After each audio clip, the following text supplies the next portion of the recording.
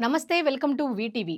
యెమెన్లో మరణశిక్ష ఎదుర్కొంటున్న భారతీయ నర్సు నిమిషప్రియ కేసులో వస్తున్న వార్తలపై వీటీవీ పొలిటికల్ ప్రత్యేక విశ్లేషణ.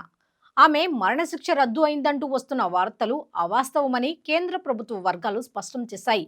ఈ కేసులో తాజా పరిణామాలు, వాస్తవాలను వీటీవీ పొలిటికల్ మీ ముందుకు తెస్తోంది. ఇక డీటెయిల్స్ చూస్తే, నిమిషప్రియ మరణశిక్ష రద్దు అయిందని సోమవారం భారత గ్రాండ్ ముఫ్తీ కార్యాలయం ప్రకటించినప్పటికీ విదేశాంగ శాఖ వర్గాలు దీన్ని ఖండించాయి. యెమెన్ నుంచి తమకు ఎలాంటి అధికారిక సమాచారం రాలేదని స్పష్టం చేశాయి. జూలై 16న అమలు కావాల్సిన మరణశిక్షను బ్లడ్ మనీ చర్చల కోసం వాయిదా వేసినప్పటికీ బాధిత కుటుంబం బ్లడ్ మనీకి అంగీకరించడం లేదని తెలిపింది. దీంతో నిమిషప్రియ కేసు మళ్లీ మొదటికి వచ్చింది. ఈ కేసు భవిష్యత్తుపై ఉత్కంఠ కొనసాగుతోంది. నిమిషప్రియ కేసులో తాజా అప్డేట్లను వీటీవీ పొలిటికల్ నిరంతరం అందిస్తూనే ఉంటుంది.